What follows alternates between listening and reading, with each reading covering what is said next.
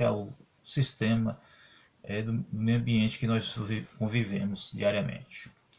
E esses modos verbais aqui, eles estão ligados, evidentemente, ao verbo no primeiro caso, que é o verbo de ação, de movimento, que é quando o verbo ele vai ser conjugado.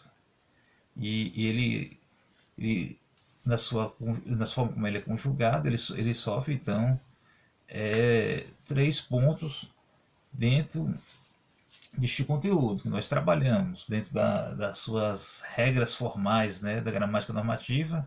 É o que? Esse verbo ele vai sofrer, no caso, suas flexões normais. Então ele vai ser trabalhado dentro dessas flexões, que são o que? Que são tempo, modo, né? Tempo, modo, né? Tempo o que nós conhecemos? Presente, passado, futuro. Modos é o que nós vamos trabalhar agora. Modos se divide em três quando se vai trabalhar a conjugação desses verbos. Lembrando que são três conjugações também, né? Primeira, segunda, terceira. AR, ER e R. Lembrando que a OR ela vai se casar na segunda porque ela vem da derivação da segunda, segundo assim a sua origem dentro da nossa língua portuguesa. Então vamos focar nesse conteúdo dos modos verbais. Os modos verbais são três: o indicativo, imperativo e subjuntivo. O indicativo é que ele vai exprimir certeza. É algo, digamos assim, que não tem como negar. Então, digamos assim, é algo certo, preciso. Então, é uma lei de certeza. Então, basta ver pela conjugação que a gente já vai saber quando é um modo indicativo. Por exemplo, caiu, bati, andamos. Você viu que podemos perceber que pela conjugação tem uma ideia já certa, precisa, né? Caiu, bati. Você afirmou, eu bati. Andamos. Caso a primeira pessoa do plural, né? Nós andamos. Eu bati, caiu.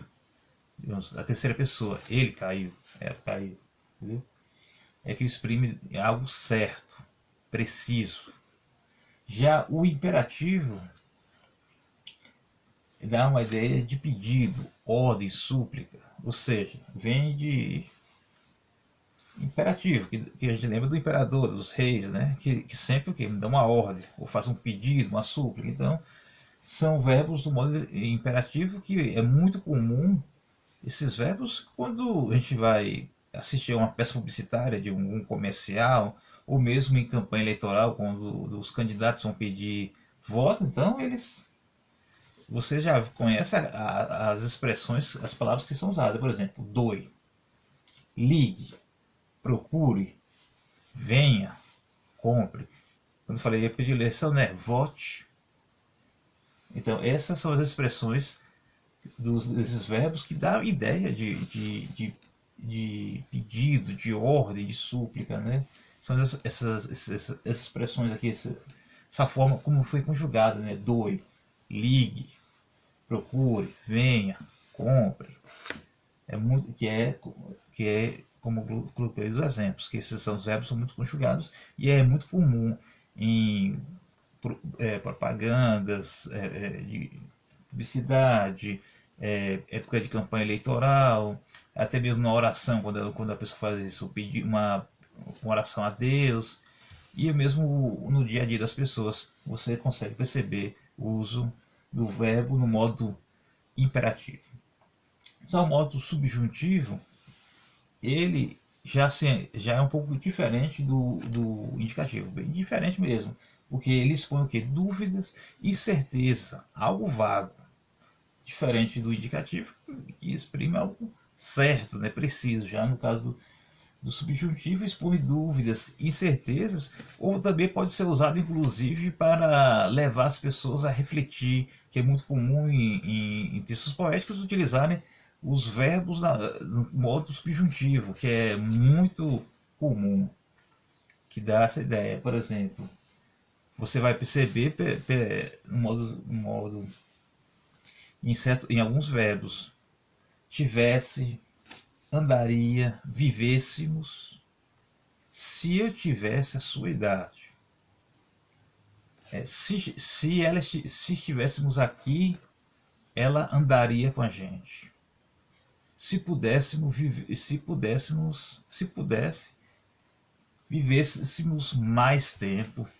Então, geralmente o modo subjuntivo ele vai utilizar o se para ajudar a identificar que é naquele modo. Se, que, ou seja, que tivesse, se tivesse, se andaria, que andaria. Ou seja, é muito comum esse uso no modo subjuntivo para exprimir dúvidas e incertezas e também ser usado em esses textos poéticos dessa forma, né, para levar a reflexão através dessa forma de algo de mostrando incerteza e por aí. Então tem aqui os modos verbais, né, lembrando que esses modos verbais você pode identificar em verbos conjugados através daquela descendência modo temporal. E os modos são esses, e o tempo nós sabemos, é presente, passado e futuro. E que você vai perceber esse modo temporal após o radical, que é aquela parte invariável que tem nas palavras e no verbo, sobretudo nos verbos regulares, que não sofrem, que tem a conjugação chamada conjugação perfeita, né? Que nunca sofre variação sem perder, que nos verbos irregulares tem variação, inclusive no radical, quando é conjugado o verbo. Então fica aqui essa aula. Qualquer dúvida, reveja esse vídeo e compare com outros materiais da internet, livros ou PDF que tenha, com outras páginas que eu sempre recomendo, como o InfoEscola, o UOL Educação e a página do Educa Mais Brasil, que vai ajudar. O conteúdo está simples, está fácil de você pegar e absorver. Então, bom estudo, joga duro, que Deus assim nos abençoe. Um forte abraço aqui do seu amigo, professor André Nascimento. Até mais.